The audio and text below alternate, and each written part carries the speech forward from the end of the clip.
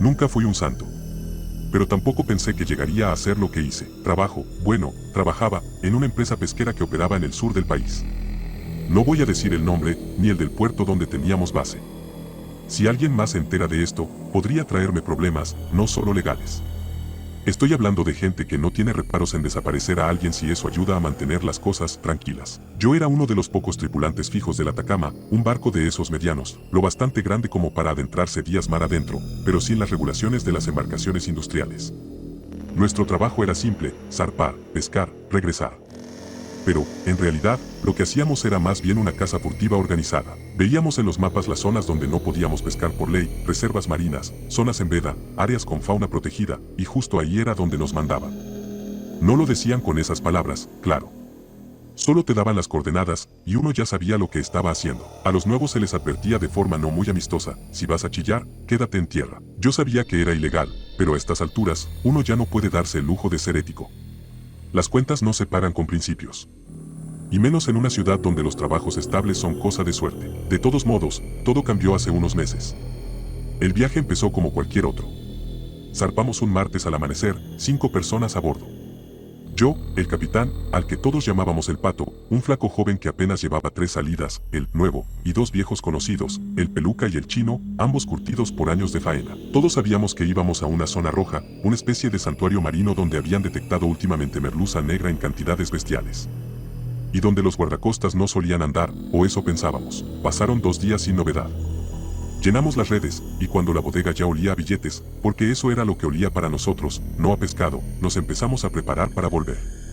Pero esa madrugada, mientras yo fumaba un cigarro a la intemperie y el motor murmuraba de fondo, vi las luces. No eran estrellas. Tampoco otro barco pesquero. Era una patrullera. Nos vieron. Grité hacia adentro, y en segundos todos estaban en cubierta. El Pato maldijo, agarró el radio y trató de cambiar el canal. El Peluca fue directo al motor, y el Chino empezó a lanzar las redes por la borda, para perder la evidencia. El Nuevo solo temblaba. La patrullera encendió los reflectores. Nos enfocaron como si fuéramos cucarachas. El altavoz retumbó por sobre el sonido del agua: detengan la embarcación. Repito, detengan la embarcación. Pero no lo hicimos. Lo siguiente fue una persecución torpe y desesperada. Nuestra embarcación era más rápida, pero menos maniobrable. En medio del caos, el Pato giró sin avisar, intentando desviar el rumbo, y chocamos. No sé si fue nuestra culpa, la de ellos, o de ambos. Solo sé que el golpe dejó una línea negra en la patrullera y lanzó a 3 tipos al agua. Uno cayó cerca y nadó hacia nosotros. El Peluca le lanzó un cabo, pero el Pato le gritó que no. No podemos dejar testigos. Lo miramos. Nadie respondió. Si vuelve, van a revisar el barco. Van a encontrar todo. Nos van a cagar a todos, insistió. Lo que pasó después no fue planeado, ni siquiera discutido. Fue como si la lógica se apagara y todos estuviéramos en automático. Lo subimos a bordo, y luego, lo llevamos abajo. No puedo contar con detalle qué hicieron los otros 2 con él. Yo me quedé arriba, temblando, con el motor vibrando bajo mis pies. Solo escuché golpes. Y luego silencio. El resto fue, aún más jodido. Porque no los dejamos ahí. No los lanzamos al mar, como uno pensaría. No. Los 3 cuerpos fueron subidos al barco, uno por uno. Los metimos en bolsas plásticas negras. Y cuando volvimos, no al muelle habitual, sino a la planta procesadora, fue allí donde se terminó de romper algo en mí. Esa planta era donde se procesaba todo el pescado antes de enviarlo. Teníamos acceso por un muelle trasero. De noche no había cámaras. No debería haber habido nadie. Pero esa vez, el Pato ya tenía todo hablado. La compuerta se abrió como si nada. Nadie nos detuvo. Nadie preguntó. Solo caminamos hasta la cámara de frío. Pero no era ahí donde terminarían. Los metimos en la cinta. Como si fueran más carga, sí. Usamos la maldita maquinaria para eso, el sonido. Eso es lo que más recuerdo, no el olor, ni la sangre, ni siquiera los rostros. Fue el sonido. La planta procesadora tenía una cinta de transporte larga, una de esas que usan para llevar toneladas de filetes hacia la zona de empaquetado. Al final de la línea, una trituradora industrial esperaba. Estaba diseñada para las obras, las partes que no sirven, los restos que se descartan antes de hacer harina de pescado. Pero esa noche, el Pato desvió la ruta. La encendió sin miramientos, como si estuviera haciendo su trabajo. Como si no estuviera a punto de hacer desaparecer cuerpos humanos. Yo me quedé parado junto a la cinta, con los guantes aún puestos, como si eso me separara de lo que estaba pasando. Peluca y Chino subieron las bolsas uno por uno. No hablaban. Nadie lo hacía. El Nuevo, ni siquiera podía mirar. Se había sentado contra la pared, con los ojos rojos y la mirada perdida. Yo pensé que íbamos a enterrarlos, quemarlos, no sé. Algo más, lógico. Pero no esto. Cuando la primera bolsa entró en la máquina, el motor hizo un ruido diferente. No como cuando tritura espinas y escamas. Era algo más denso, más pesado. Como si la máquina misma supiera que algo estaba mal. Después del segundo cuerpo, el pato apagó la cinta. Se quedó un rato observando la sangre escurriendo por las ranuras metálicas. Luego soltó un suspiro y dijo, ya está. No hay vuelta atrás. Nadie dirá una mierda. ¿Estamos? Nadie respondió. Pero no hacía falta. Lo habíamos permitido. Eso era suficiente. Salimos de ahí cerca de las 4 de la mañana. Nadie dijo ni una palabra durante el trayecto de vuelta al puerto. El cielo comenzaba a aclarar, pero el aire seguía helado. Yo me sentía como si acabara de salir de una pesadilla, solo que todavía no despertaba. Esa noche no dormí. Me metí en la ducha y dejé correr el agua caliente hasta que la piel me ardió. Cada vez que cerraba los ojos veía la cinta moviéndose, las bolsas deslizándose como si fueran parte de un turno nocturno más. Como si el mar se hubiera tragado todo. Pero no el mar. Nosotros. Los días siguientes fueron aún peores. Volvimos a trabajar, como si nada. El barco fue limpiado. El nuevo no volvió a aparecer. Me dijeron que lo habían mandado a otro puerto. A veces me pregunto si realmente lo mandaron, o si terminó como los otros. No me atreví a preguntar. Una semana después, llegó una patrullera al puerto. No era la misma. No dijeron mucho. Solo preguntaron si habíamos visto algo extraño, algún barco sin identificación, cualquier cosa.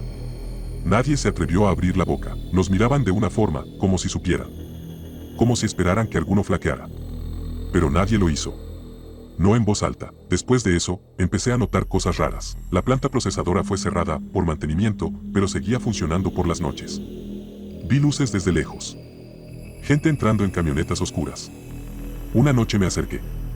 Me escondí en un montacargas abandonado, con el corazón latiéndome en las orejas. Vi cómo entraban dos tipos con una lona negra.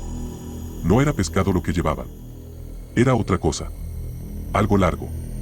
Humanoide. Esa fue la noche que supe que no habíamos sido los primeros, ni seríamos los últimos. Lo que empezó como un crimen por desesperación, se había convertido en un sistema. Una forma de hacer desaparecer problemas.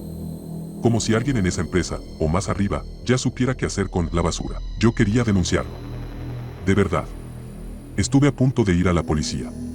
Pero cada vez que lo pensaba, me acordaba de los ojos del chino cuando arrastró la tercera bolsa.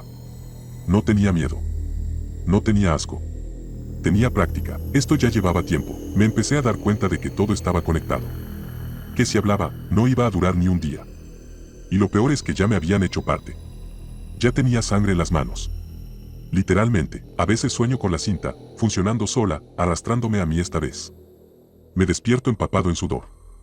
A veces juro escuchar el zumbido de la máquina aunque esté lejos del puerto. Como si algo dentro de mí la llevara puesta. No sé cuánto más puedo callar. Por eso escribí esto, no para pedir perdón, ni para justificarme, solo para que alguien allá afuera sepa que eso que comiste, esa caja de pescado congelado en el supermercado, tal vez no era solo pescado. Después de aquello, dejé de salir por las noches. Empecé a sentir que me seguían. No sé si era culpa, miedo o pura paranoia. Pero había veces que escuchaba pasos detrás de mí cuando caminaba hacia el almacén o cuando volvía del turno. Incluso en mi edificio, creía que alguien se quedaba un segundo más en el ascensor, justo antes de que cerraran las puertas. Como si observara. Llamé a mi madre un día solo para escuchar su voz. Le pregunté si todo estaba bien, si no había notado nada raro. Me dijo que no, que por qué lo preguntaba. No supe qué decirle. No podía contarle nada. Un par de semanas después, supe de otro barco del puerto que desapareció. No salió en las noticias, claro. Solo lo comentaban en voz baja, entre los pescadores, que se habían perdido en una tormenta, que el GPS falló, que quizás se quedaron sin combustible. Nadie decía lo que todos pensaban, que tal vez sabían demasiado. Ahí fue cuando supe que tenía que irme. Fui a hablar con el pato. Le dije que estaba mal, que necesitaba tiempo, que mi cabeza no aguantaba. Pensé que se iba a reír o a mandarme a la mierda. Pero solo me miró con esa cara de piedra suya y dijo, mejor. Menos bocas que alimentar. Me fui del muelle esa misma tarde. Dejé el departamento donde vivía arrendado. Tomé mis cosas y me largué a una ciudad más al norte, con lo poco que había ahorrado.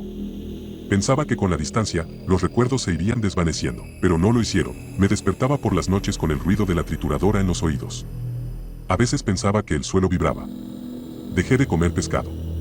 No podía mirarlo sin imaginar lo que habíamos hecho. Un día, me llamaron desde un número desconocido. No contesté. pero dejaron un mensaje. Era corto, apenas un susurro, pero entendí cada palabra. Acuérdate que tú también estuviste ahí. Nunca devolví la llamada. Ni lo comenté con nadie. Solo apagué el teléfono y lo rompí al día siguiente. Compré otro, con otro número, y lo usaba solo para lo justo y necesario. Me volví casi un fantasma. Ni redes sociales, ni cuentas a mi nombre. No quería que me encontraran, y aún así, a veces creo que ya me encontraron. Hace poco, volví a ver una de esas camionetas negras. Estaba estacionada frente a un local, a 2 cuadras de donde trabajo ahora, nada relacionado con el mar, por cierto. Estuve 1 hora observando. Nunca bajó nadie, y cuando me fui, el auto me siguió 2 cuadras. Luego desapareció. No tengo pruebas. No tengo nombres. Solo tengo lo que viví. Lo que hicimos. Lo que permitimos. Y por eso estoy escribiendo esto, porque sé que no soy el único. He leído otros casos, otras desapariciones, otras empresas con plantas alejadas, otras zonas ilegales. Sé que esto pasa más de lo que creemos. No es una historia de fantasmas. No hay monstruos con garras. Los verdaderos monstruos usan guantes de goma, botas impermeables y delantales manchados. Se suben a barcos, descargan en plantas y entierran los secretos entre toneladas de carne blanca y escamas. Y cuando se sienten amenazados, se deshacen de lo que estorba. Así de simple. Así de eficiente. Como si también fuéramos solo residuos. Han pasado casi 2 años desde todo eso. A veces creo que exageré. Que lo que pasó me quebró tanto que mi mente deformó los recuerdos. Pero luego me doy cuenta de que no es así. Porque hay detalles que no se borran. Porque el olor sigue en mi nariz, aunque hayan pasado meses. Porque cuando paso frente a una carnicería, el zumbido de la sierra me da ganas de vomitar. He intentado rehacer mi vida. Trabajo en un taller mecánico ahora. Me gano la plata arreglando cosas, ensuciándome con grasa, no con sangre. Nadie me conoce. Nadie pregunta, me gusta así. Pero el otro día, algo cambió. Un tipo vino al taller con una camioneta vieja. Le fallaba la dirección hidráulica. Me pidió que la revisara. Era simpático, de esos que te hablan como si te conocieran de antes, con confianza falsa. Pero apenas abrió el maletero para sacar unas herramientas, vi una caja con el logo de la planta procesadora. La misma donde pasaron las cosas. Mismo diseño. Mismo color. Ya ni siquiera opera, supuestamente cerró por problemas sanitarios. Cuando me vio mirándola, notó algo en mi cara. Se quedó en silencio un segundo, luego me sonrió y dijo, pensé que ya nadie recordaba esa marca. No supe qué responder. Terminamos el trabajo sin decir mucho más. Pagó en efectivo, me dio la mano, y antes de irse, me dejó una tarjeta. No tenía nombre. Solo un número y un logo, un ancla. La rompí apenas se fue. Pero ya era tarde. Mi mente volvió a ese muelle, al ruido de la cinta, a las bolsas deslizándose, a los ojos de los muertos. Sé que algún día va a pasar algo. Que tocarán mi puerta o me encontraré con otro rostro familiar de aquel tiempo. Y no sé si voy a poder soportarlo.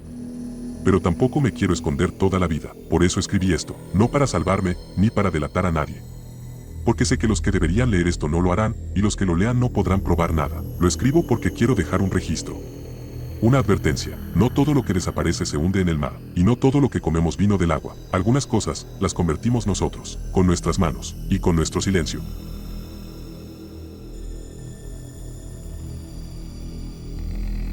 Gracias por ver el video. Si te gustó el contenido, no olvides dejar tu like y suscribirte. Activa las notificaciones para no perderte los próximos videos. Muchas gracias y nos vemos en la próxima entrega.